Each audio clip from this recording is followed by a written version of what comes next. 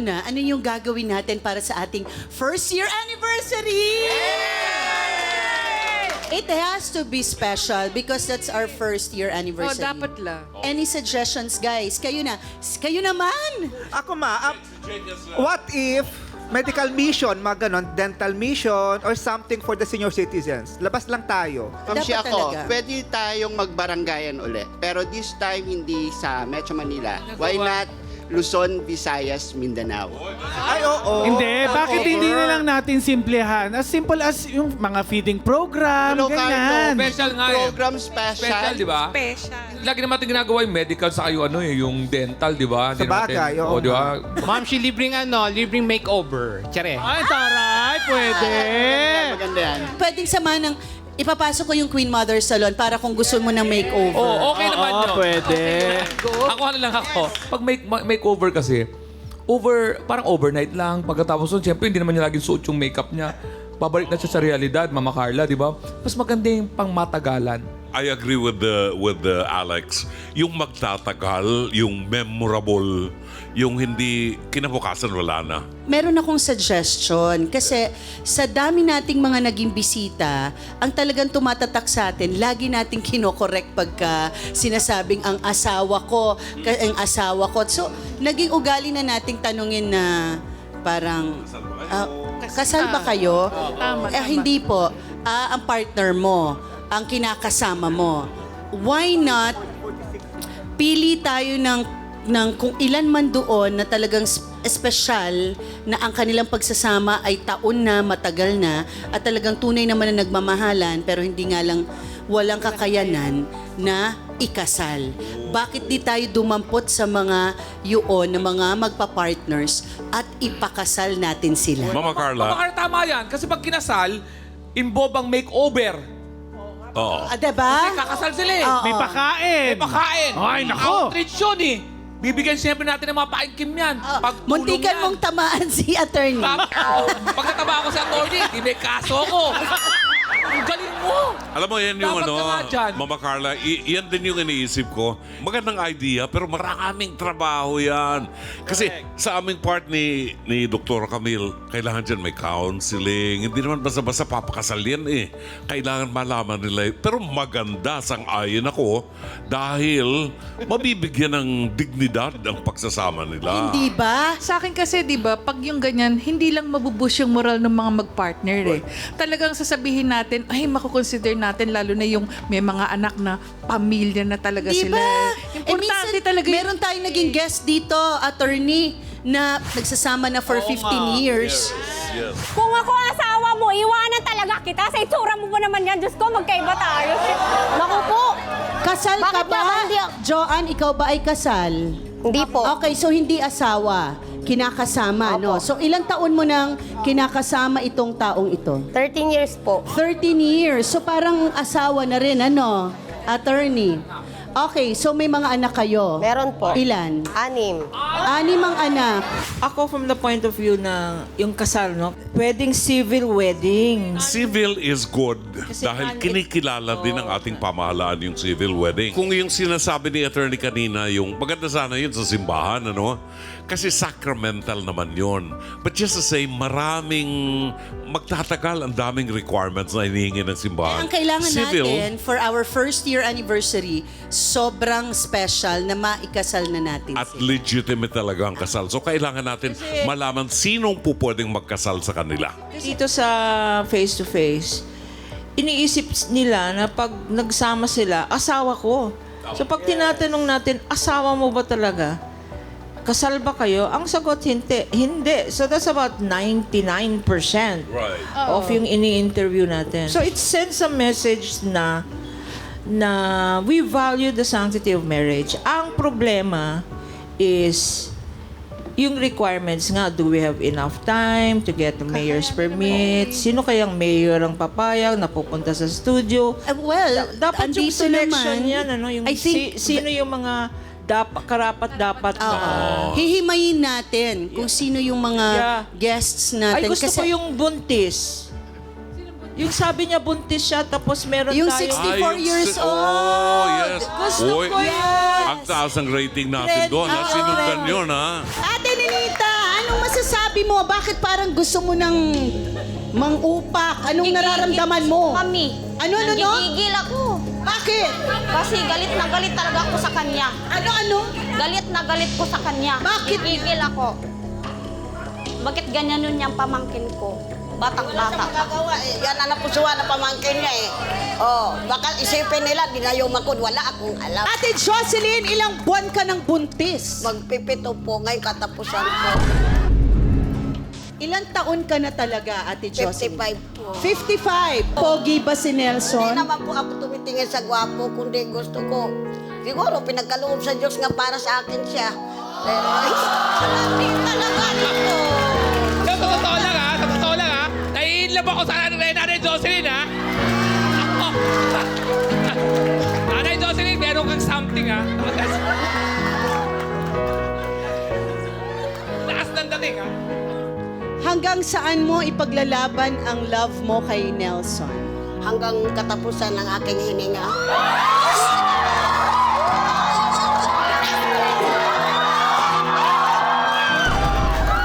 Trending yon yung 64 years old at saka si 27, 30. 32. Oo, si Nelson. Actually, oo. Marami tayong Marami. pwedeng ipakasal kasi pumupunta sila dito na pinaglalaban nila ang kanilang mga pag-ibig. 'Di ba? Minsan nga hindi naman magkasamang pumapasok ng babae pa si lalaki. Pero pinili niya pa rin ito, no? Dahil may pagmamahal. Pero kausapin natin, researchers, kung talagang sino ang pwede, kung Saka gusto yung nila. gusto, dapat walang Oo, pilitan, di ba? kasi- Walang Although pilitan. marami tayo, kailangan yung papayag, hindi yung, ay, sige, ano yan? Hindi, dapat talagang, Mahihimay talaga. dapat. Ang bongga nun, at least meron tayong ilan, matutulungan natin na ma-bless yung kanilang pagsasama, diba? O so paano? Okay na ba sa inyo yon? Agree? Okay. Sabi nga ni Alex, magagamit lahat. May beautification, may makeover, Kain, outreach. may outreach, pagkain. Bubisitahin natin sila sa mga lugar na hindi naman taga dito iba dyan eh. Ay, Makakapag... Magpasyal-pasyal. Kakapasyal. Official. Na official na makakalabas tayo ng studio. Wait, there's more.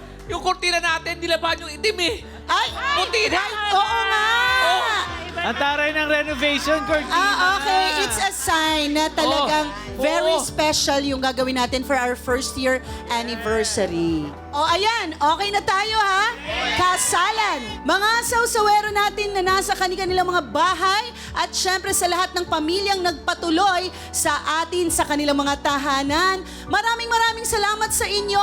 Eto na ang unang anibersaryo natin dito sa Face to Face! Isang linggong kasalan ang aming espesyal na handog sa inyo!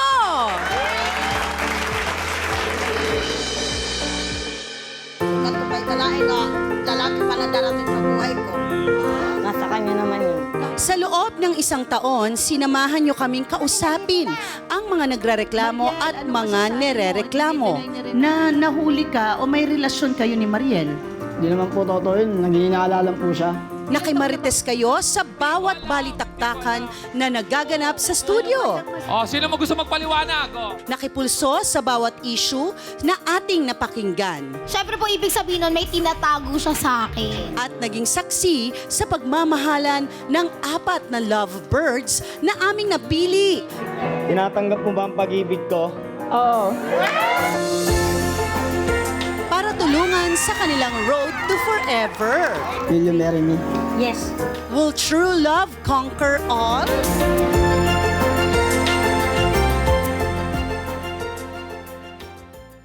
Ako po si Jorian Acol, 33 years old. Nakatira dito sa Tulong Bayan, Conte Cavite. Housewife. Ako po si Renato Kawaling, nakatira sa Tulong Bayan, Cavite. Ilan taon? 23 years old. Pangalan ko po Reynanto Sueco, nakatira po sa Barangay Tatalon. 25 years old. Ako po si Angelita Reyes, nakatira sa 6th Malunggay. Ako po si Maynard Samson Jeronimo, 36 years old. Dito po ako nakatira sa Barangay Kupang. Ako po si Lenny Dilima Dyson, Nakatira sa Sitio, Manseta, Zone 8, Purok 3, Barangay Kupang, Antipolo City. Jocelyn Tamayo. Nelson Cantalala po.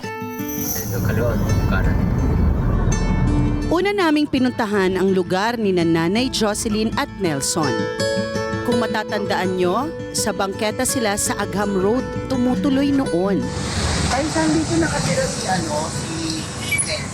Yung nagpe-pedicab? Nelson. Ano po, may asawa? Oo, yung asawa ni Aling Jocelyn.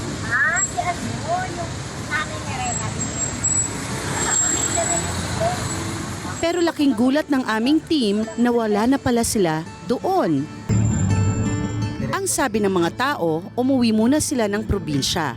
Buti na lang, isang dating kapitbahay ang nakapagbigay ng contact number nila. Kaya inatasan ko si Marifi Pinky na hanapin sina Jocelyn at Nelson. Punta na tayo sa Leyte. Kaya naku ha, yung dalawang magiging mag-asawa, waiting nyo na kami dyan.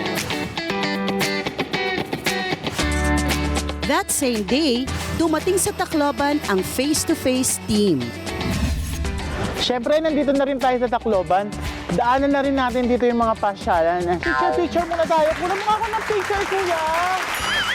Oh, magpo-post lang muna ako, di ba?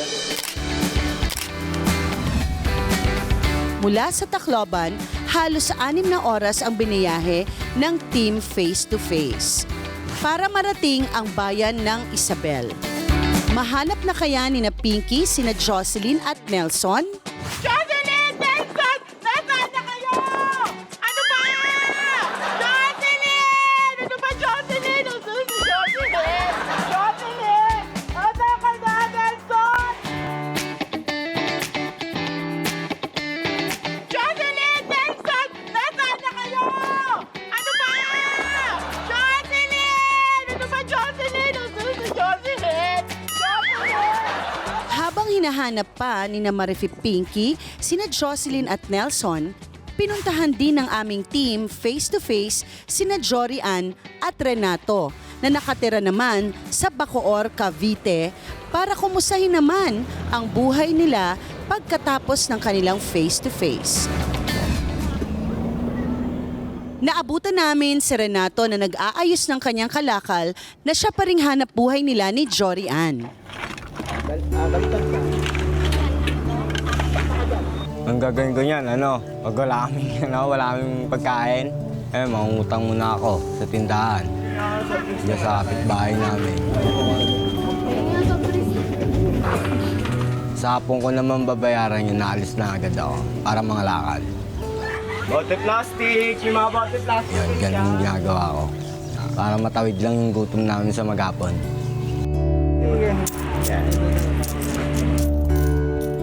Pagkagising ko po yun, mag-ano na po ako, mag-asikaso na ako ng kakainin namin, sasayang ako. Tapos maghapon, magsi-cellphone. Madalang lang po kami mag-anuhan yan, maglabingan. Napupunta sa pikunan. Mas pikon po kasi siya kaysa sa akin eh.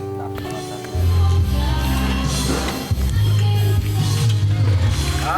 Oo! Naing makalating ko lang?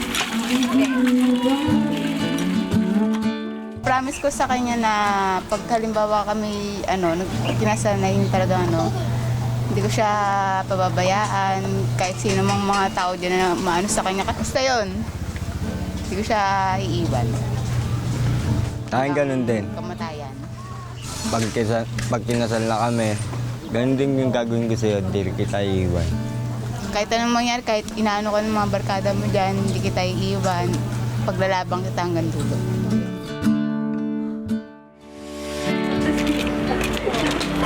Mula sa couple natin sa Cavite, sinadya rin natin sina Reynante at Angelita, ang ating couple mula sa Tatalon, Quezon City.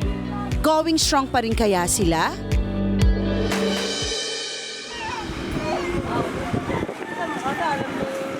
Nag-5 taon na po kami magkasama. Minsan po, Nag-aaway po kami dahil po sa problema sa walang makain, wala pong ano. Tapos po minsan po nag-aaway po kami pag hindi po siya nakakapasok ng trabaho.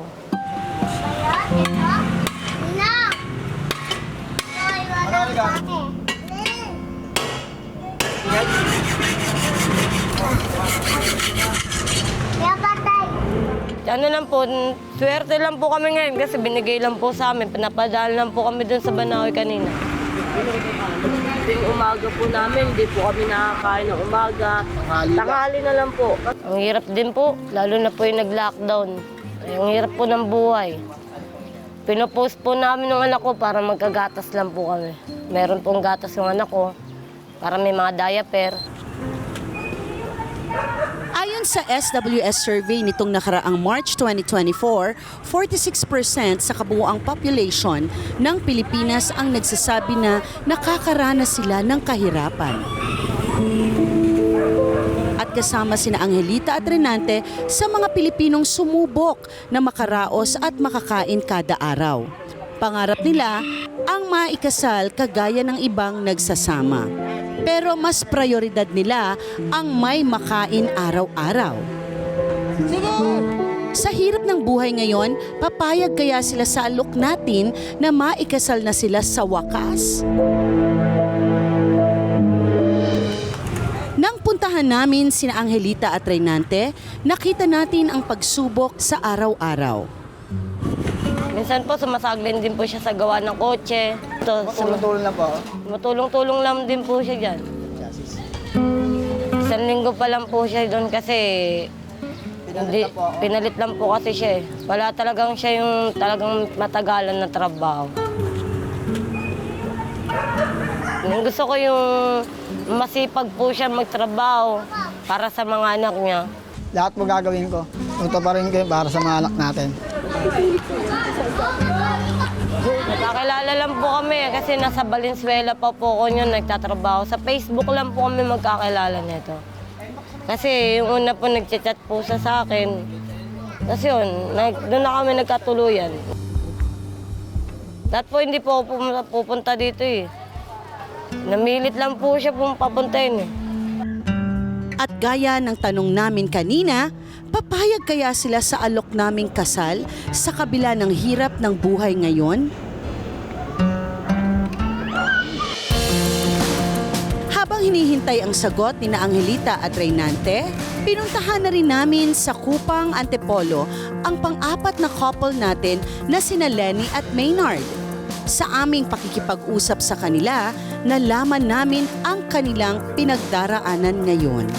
Simula nung nawala po yung tricycle ko, sinoli ko, di na rin po ako nakakapagtinda ng suman. Swerte mo kumakain ka na 2 beses isang araw. Kaya kung anong meron yung biyanan ko, give and take, nagpapasalamat pa rin po ko sa biyanan ko kahit papaano ay sinusuportahan nyo kami yung mga anak ko. Yan ako, mabait yan. Grabe yung bait yan. Minsan nga, naabuso na lang yan ng iba niyang manugang eh. Pero ako, mahal na mahal ko yan.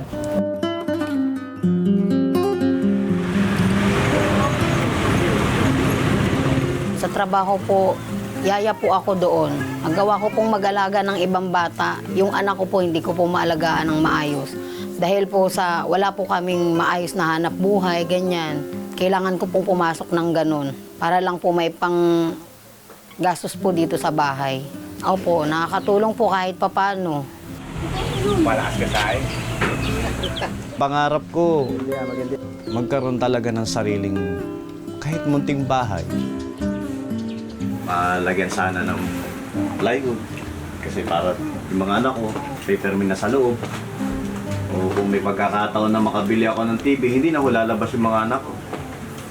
Madingdingan na po dito, maayos na po yung bahay ko na yan, maisarado na para naman safe po yung mga anak ko.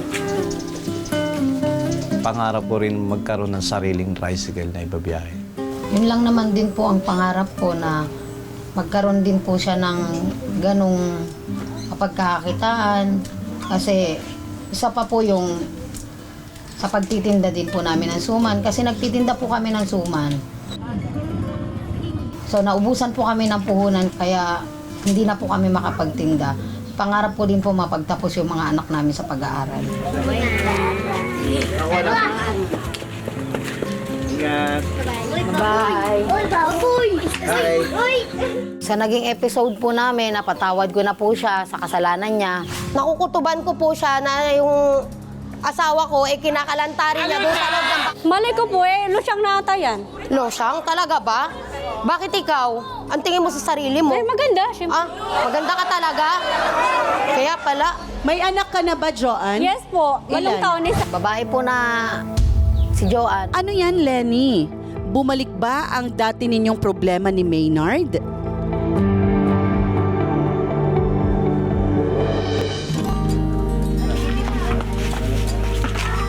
Sa naging episode po namin, napatawad ko na po siya sa kasalanan niya. Si Joanne, wala na po dito. Good boy na ba si Kuya? Good boy na po. Nagsisisi po kasi unang-una, naisip ko lahat ng pagkakamali ko eh. Malakas ka tayo. Mahal na mahal ko kasi yung asawa ko. Kasi yung mga anak ko, lumalaki, makikita nila na ganyan yung ama nila. Sa isang pagkakamali lang, mawawala lahat. At pinangako ko sa kanya, taong 2022, pakakasalan ko siya. Eh, nagsunod-sunod naman po ang problema ng bansa. Nagkaroon tayo ng COVID. Hindi na po kami nakapag-ipon. At lalo ko, pati yung birth certificate niya, aasikasuhin ko rin po. Budget na naman po ang kailangan. Pinangako ko sa kanya, pakakasalan ko siya, magsasama kami hanggat buhay kami. O kaya hanggang kamatayan pa. Yun nga po yung pangako namin na yun sa isa't isa na kahit may halimbawa po hindi naman po natin sinasabi na kung may mauna man po sa amin na ganon, wala pong mag-aasawa o wala pong kasi yun po ang pangako namin sa isa't isa. Ewan ko lang po sa kanya. Di ba? Till do us part. Yun ang pinakapangako ko sa'yo. Hindi man tayo mabigyan ng pagkakataon na ikasal. Hanggat nabubuhay ako, gagawin ko yung right ko para sa inyo ng mga anak ko. Dito. Ito po yung panganay ko, si Iris Claire Geronimo. Ito naman po yung bunso, si Superman. Dito ka. Ito po yung pangalawa, si Claire. Ito naman po yung junior ko, si Maynard.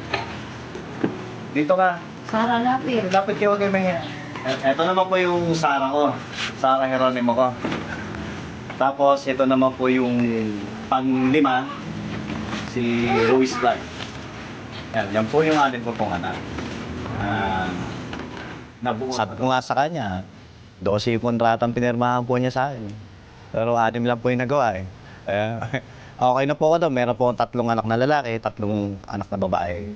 Bali yung sa mga anak ko naman po, bali 2 pa lang po yung merong birth certificate sa kanila, yung panganay ko tsaka yung pangalawa. Yung 4 po, pinaprocess pa po yung birth certificate nila, kaso hindi po matuloy-tuloy, gawa ko ng wala akong budget. Kahit sandukalan din po kami. Ito po yung aking tulugan. Ayan, ito ko natutulog pagkagabi. Tapos yung anak ko sa taas, kaming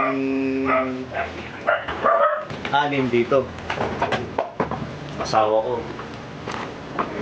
Wala akong pagkakitaan kaya hindi ko po mapagawa ito eh. Hirap po kung wala akong trabaho. Misis ko lang nagtatrabaho. Habang pinag-iisipan pang mabuti ni Lenny at Maynard kung ilan pang anak ang bubuuin nila, nasaan na nga ba sina Jocelyn at Nelson? Nakita na ba sila ni Marife Pinky sa Leyte?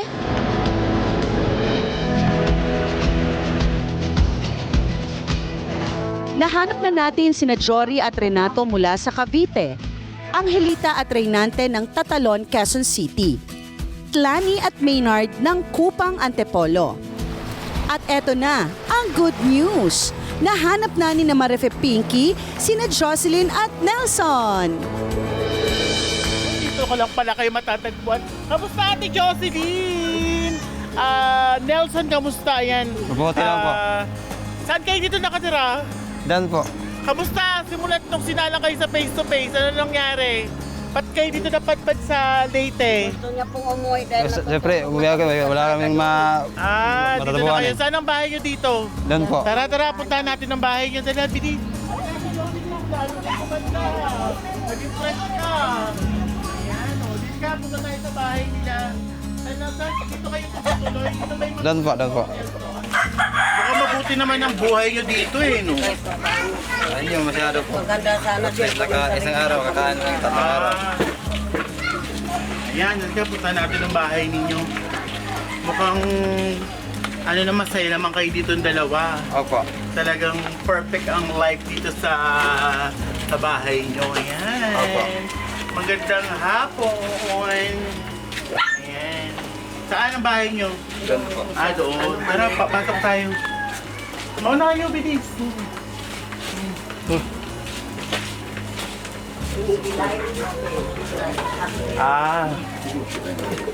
Ito ang buwan nila, bahay nila. Ayan, oh.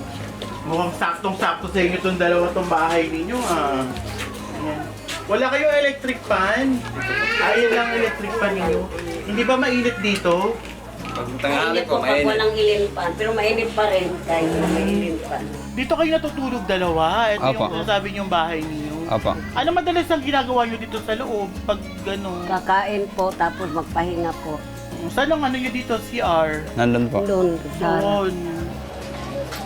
Very tong ano nyo to, yung kwarto nyo, napakasimple. Medyo mainit ha, isa lang electric pa ninyo. Okay lang ba kayo dito? Opo, pero Okay lang po. pinapahanap nga kami ng bahay sa dito nga mapili. Kasi ang hirap na mangupahan.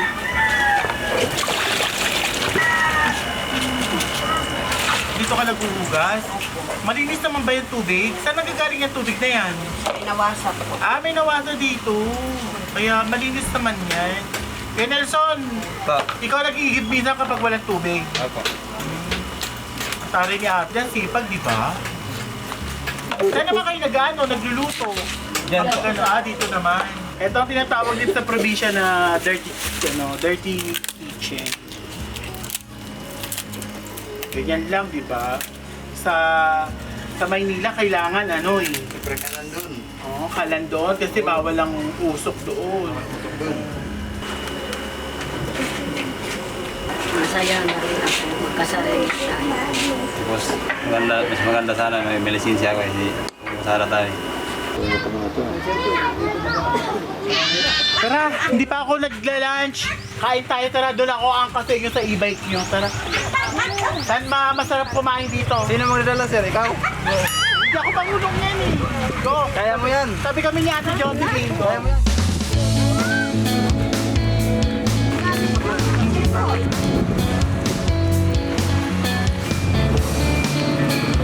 Pili kayo. Dito ba kayo madalas nagde-date? Opo. Masarap ba yung mga puti, ate? Hello, ate! Magandang hapon. Dito kayo dito kayo kumakain. So, nag-enjoy ka naman pag dito kayo kumakain. Mukhang masarap naman ang pagkain nila dito. Mukhang suki kayo dito. Siyempre. Suki ko din. Suki mo sila. Ito, anong luto na? Tuna. Tuna. Ito. Pata. Ako yung gulay, may ligaw ko sa gulay. Tikman natin ha.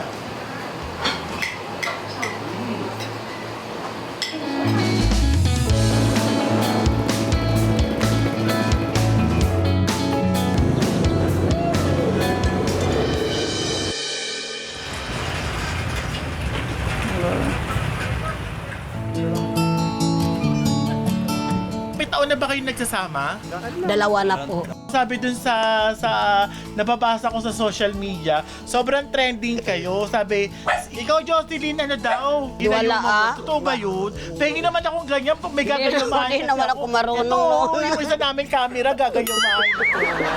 Hindi naman ako marunong noon eh. Hindi, ba't parang ang dami nagsasabi, ginayuma mo daw talaga? Hindi, talagang in love lang sila dahil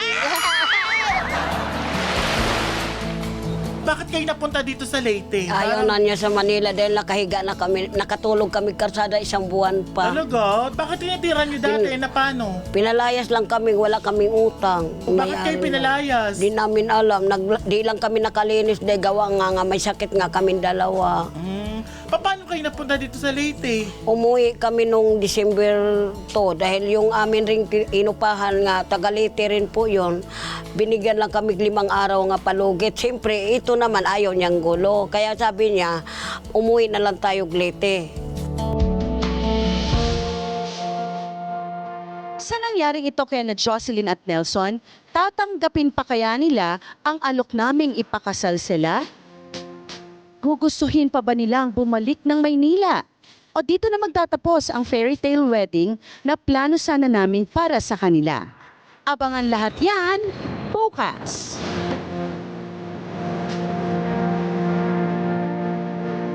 Ano ako naka... Good morning! Asan ang bahay nila? Sino to? Renato at saka si Jorian. Parang foreigner mo, oh. Asan? Ito, parang foreigner. Kasi yung buhok. Oo, pastoral yan. Uy! Ay! Okay, so ito ang bahay nyo. Opo. Gano'n na kayo katagal dito? Ang cute naman. Hindi pa nga pa. Tingnan mo may ginawa siya. Oo. Nagulat. Oh, Marimas.